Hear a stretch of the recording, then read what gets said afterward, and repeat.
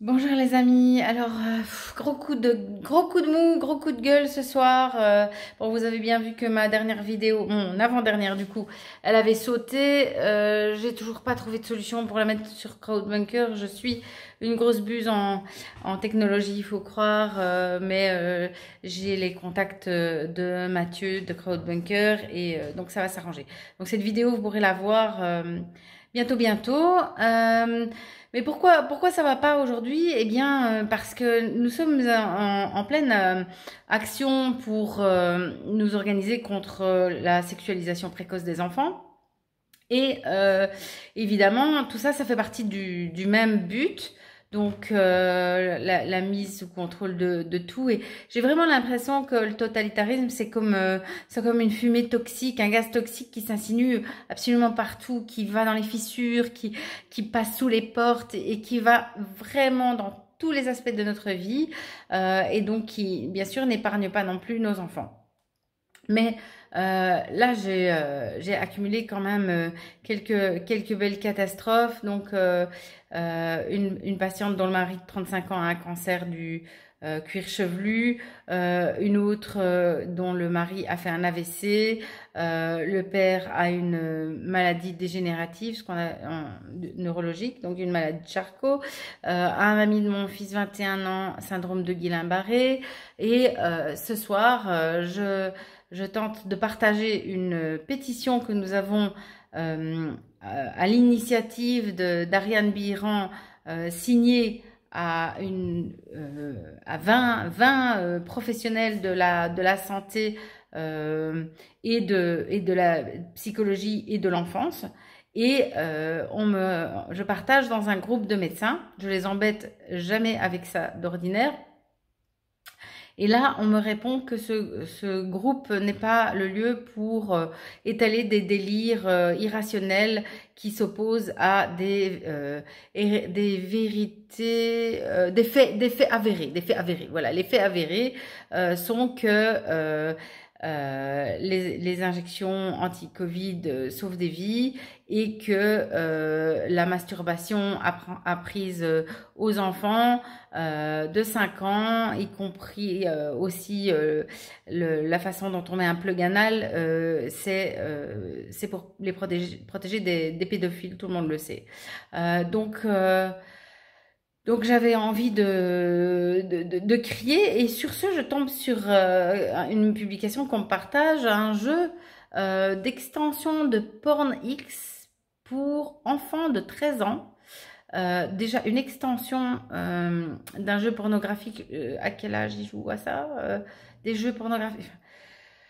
Je connaissais les jeux vidéo tendance horreur, mais j'avais pas pensé, je suis bête, hein, je suis naïve, j'avais pas pensé aux jeux vidéo pornographiques accessibles aux enfants de cet âge-là. Et donc, je me dis, mais purée, mais on n'a pas encore assez calfeutré les dessous de porte, le gaz est passé, quoi. Et, euh, et puis cette photo de la petite fille qui serre un zizi en peluche dans ses bras avec sa tétine en bouche, là, elle me hante, quoi. Je me dis, mais les parents, ils vont attendre que ce soit un godemichet en latex pour se poser des questions, ou bien ils vont peut-être trouver ça très mignon, un enfant qui serre un godemichet dans les bras. Mais dans quel monde vivons-nous? Je comprends le totalitarisme, je le comprends. Mais ce que j'ai vraiment du mal à admettre, c'est que les parents et les professionnels de la santé soient tellement endormis, hypnotisés, que plus rien ne les choque. Mais depuis quand nous, médecins, nous trouvons normal qu'un enfant soit dénudé devant sa classe pour qu'on puisse toucher ses parties génitales? Mais depuis quand donne-t-on des devoirs de masturbation à la maison pour venir les raconter devant la classe le lendemain? Depuis quand demande-t-on à des gamins de 7 ans de colorier des organes sexuels adultes au cours d'éveil?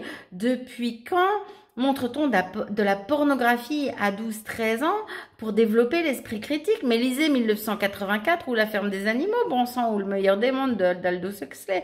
Enfin, c'est tragique, mais mes collègues, mais c'est pas possible, vous êtes complètement amortis sur tous les plans, vous n'avez plus de cœur, vous n'avez plus de cerveau, et où est le parent qui dort en vous?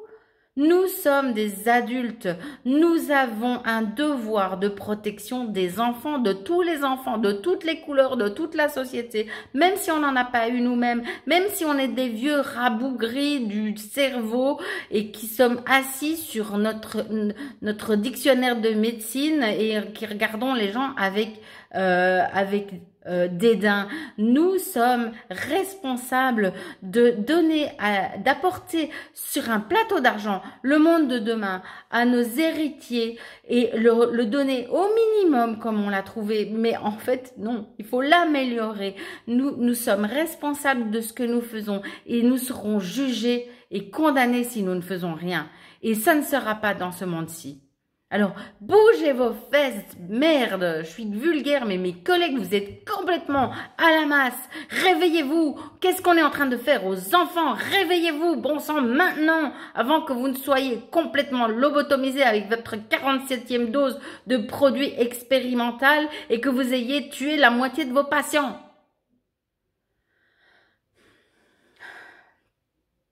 Nous devons être bienveillants. Nous devons continuer à faire société avec tout le monde. Mais il y a des gens qui nous tirent vers le bas et qui vont faire en sorte que tout le monde se noie. Et ces gens-là, ce sont les grands sachants.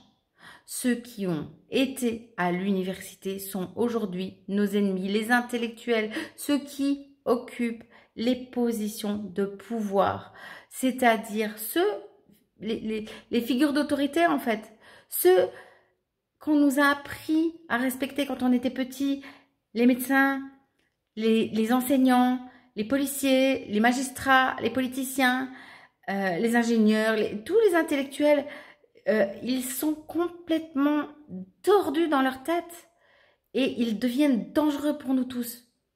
Donc, quand on me dit mon médecin c'est mieux que moi, ce qui est bon pour ma santé, je vous dis non. C'est vous qui savez ce qui est bon pour vous. Et vous devez aller chercher les informations. Oui, on m'a dit que c'était fatigant. Ah bah oui, c'est fatigant, effectivement, de vivre. C'est fatigant, la vie, elle est compliquée. Elle n'a jamais été simple. Je pense que quand on était dans les cavernes et qu'on devait se battre pour trouver à manger tous les jours et qu'on crevait de froid en hiver, c'était pas facile non plus. Et quand on était un serf, esclave des chevaliers, ça ne devait pas être la joie tous les jours. Non. Mais c'est comme ça. Les animaux n'ont pas facile. Les animaux doivent aussi fuir les prédateurs et se bouger pour trouver à manger et protéger leurs enfants. La vie n'est pas simple. On n'est pas sur cette planète pour avoir une vie facile. C'est comme ça. Il faut l'admettre, il faut mettre son mouchoir dessus et il faut avancer maintenant. Donc, bougez-vous, renseignez-vous, dites non, respectez-vous, faites-vous respecter, mettez vos limites, protégez vos gosses. Aimez-vous, vous êtes formidables. Sur cette planète, nous sommes tous uniques. Chacun d'entre nous est absolument unique en son genre. Et c'est pas l'argent qui fait la richesse de ce monde. C'est le lien à l'autre. Ce sont nos valeurs. C'est ce qu'on défend. Le jour où on m'enterrera, je n'ai pas envie qu'on parle de la voiture que j'avais ou de la maison que j'ai réussi à acheter. Je veux qu'on dise que j'étais quelqu'un de bien, de sympa, de marrant et sur qui on pouvait compter. Voilà. Alors, faites la même chose pour qu'on dise ça de vous aussi.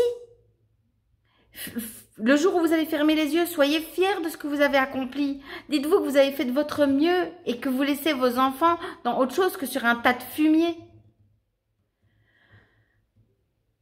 Je vous embrasse. J'avais besoin de le dire. Alors, je vous embrasse. Je sais que cette chaîne est écoutée par beaucoup de gens qui comprennent, mais aussi par quelques personnes qui nous surveillent, évidemment. Et qui sait, peut-être qu'elle tombera un jour devant les yeux de quelqu'un qui est en train d'hésiter. Donc, et peut-être qu'elle servira à ça, à réveiller un tout petit peu. Donc, L'amour, c'est le bon chemin. Mais parfois, bon sang, même quand on aime, on a envie de foutre deux claques. Et c'est ce que j'ai envie de faire avec mes collègues aujourd'hui. Alors, je vous embrasse et je vous dis à bientôt.